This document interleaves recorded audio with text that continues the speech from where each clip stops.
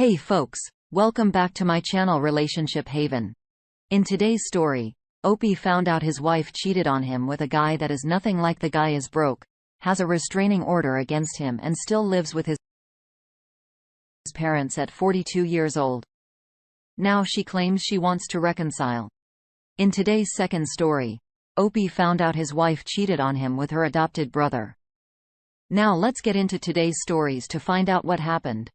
I'm contemplating divorcing my wife of 16 years, a mother to my 4-year-old son in January.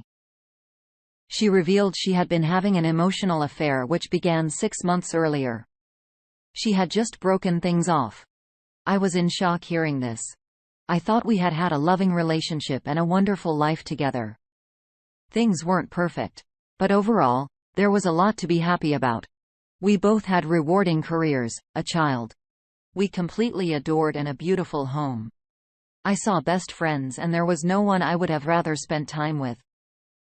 However, it's fair to say that the degree of intimacy in our relationship wanes several years prior to our son's birth, starting with a long bout of infertility and continuing after we conceived our son through IVF. Infertility and being a new parent took its toll.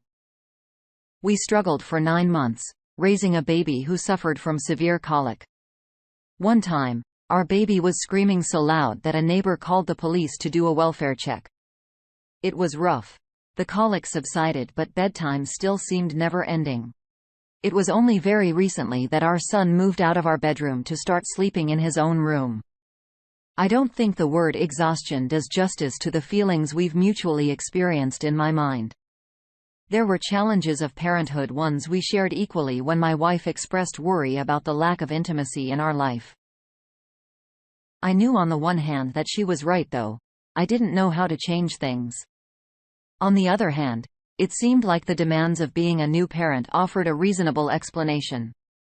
I also believe that intimacy was something that could or would ebb and flow more. The former in those early trying years. My wife didn't feel the same way. I think she saw our lack of intimacy as a failing in our relationship and was deeply unhappy about it, more so than she was willing to admit. Then she met her affair partner and was somehow awakened to the true depth of this void in her life.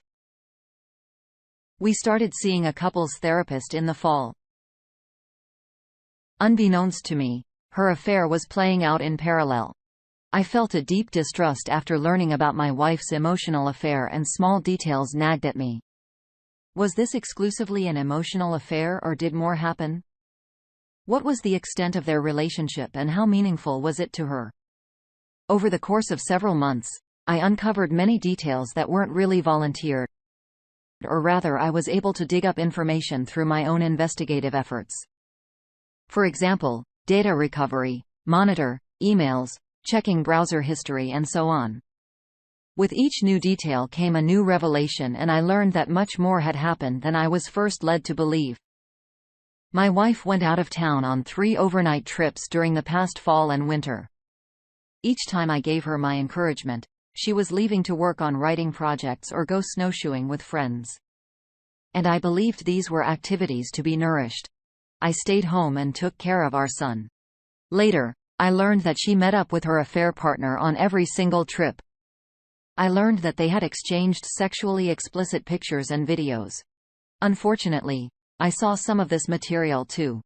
I learned that they had sex on many occasions. They told each other "I love you." At some point, they envisioned a future together but needed to be patient while biding their time. However, in January, my wife decided to break it off with her affair partner. Things did not go well. She was on the receiving end of abusive and threatening text messages. My wife became very controlling with regard to her affair partner. I was urged to block his phone number and email address and Instagram account so that he could not try to contact me. I was made to feel that he was a mentally unstable individual and unpredictable person that I and we should be afraid of.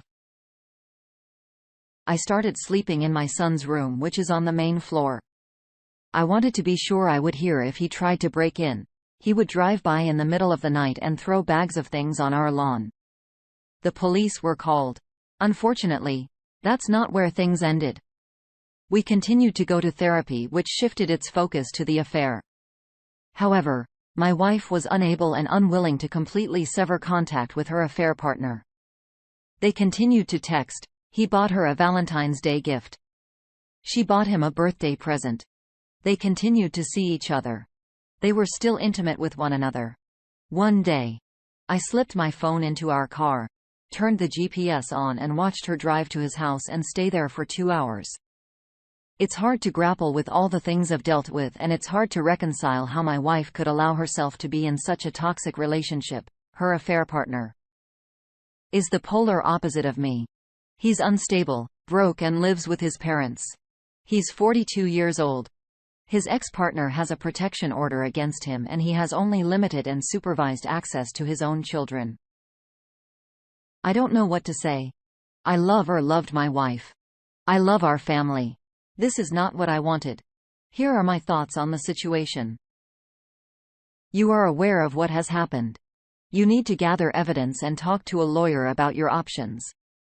You do realize that as your wayward wife continues this facade, you're putting your own child's safety and well-being at risk. She's checked out of this marriage, which you're hanging on to and using lies, deception and gaslighting as a way to keep you as a doormat. Check your state laws as to reasons for divorce. If you live in a no-fault state, it may make things harder for you if you do seek legal advice. Have any visitation on the part of the wayward wife. Stipulate no visitors of the opposite sex while having visitation. Since you already know the affair partner is mentally unstable, let's see what the comments had to say about this situation. Ran said, I know that you deeply love your wife and I'm very sorry that you're in this situation, but you are no longer just together with her. You are responsible for your son now as well, for his mental and physical well-being. Where do you think your son will be when your wife wants to see her affair partner? Well, she has to look after your son because you're at work or somewhere else. She needs to learn that she destroyed the bond you once had, that all trust and respect is lost. Not that you have to fight for her. She walked out, she betrayed you. If she wants this marriage to survive, then she has to fight, not you. It is your job to show her that you no longer tolerate her affair, her disrespect and her selfish, entitled behavior. Build up a bed in your son's room and sleep there. Ignore her presence at home, and it is about the kids. Stop going to marriage counseling. That is good for nothing. For as long as she lies, tell her that you will not even shake her hands before she meets with the doctor and gets tested for STDs now and in 3 months. Then do the most important step. Go to a lawyer, prepare the divorce papers and serve her with divorce papers. Now let's get into today's second story. This is my first time posting, so please bear with me. This happened to me just a couple of days ago. Let me provide some background. I've been with my girlfriend for 1 year. She has 2 kids of her own. I myself have 1. Our story starts way back in 8th grade. She was my first love. I moved to Los Angeles, which led to us separating, and of course, people move on throughout the years. We kept in touch here and there. I always knew I loved her and would from time to time think about her. Last October, I reached out to her and we began to reconnect shortly after we started dating. Last May, we discovered she was pregnant. She is now 5 months long. Now to the present day, we now live together and have been preparing for the baby's arrival. Things had seemed to be going pretty well for the most part. But for the past couple of weeks, I had noticed her acting very strange, especially in regard to her iPad, which is connected to her phone. So all photos, texts and calls are registered to it as a result of having it synced. She's a hairstylist, so she would leave it at work in her locker or in her car. About a week ago, she asked me to watch the kids while she went out to work for a couple of hours while at home. I heard her iPad going off, so I went ahead and checked to see what it was. Messages she received were from her older adopted brother. He was adopted at a very early age by her father before she was even born. From my understanding, the messages began neutral, nothing out of the ordinary, until the really awful stuff started to show. The messages led into lots of sexting and nudes being sent from her to him. They also planned days to meet up when she wouldn't have the kids with her so that they could have sex. However, this is where it gets confusing throughout the text messages. She made excuses as to why she couldn't have sex but could only hang out even though she was clearly scheduling days to see him. Few hours later, she arrived home and I confronted her about the entire thing. Her response was that he took advantage of her a couple of years back while she was drunk. And from there, it started to become a common consensual occurrence. She eventually put a stop to it. But recently it had started back up and she had been trying to get him to stop pursuing her by sexting him, and it's short because she didn't want to lose her brother. She also stressed that they haven't had sex recently. She just saw him 2 weeks ago. It all sounded like bullshit to me. So I packed up and left. I'm shocked, and now I've had doubts that the baby is even mine because I can't believe anything. She says a part of me wants to understand and even go back to her for the baby's sake. I don't know what to do at this point. I'd appreciate any advice. Here are my thoughts on the situation. You need to get a paternity test ASAP and then also let her parents know what happens, so she doesn't go around spinning the narrative. You also need to contact a lawyer and get an STD test. I wish you the best of luck with your situation.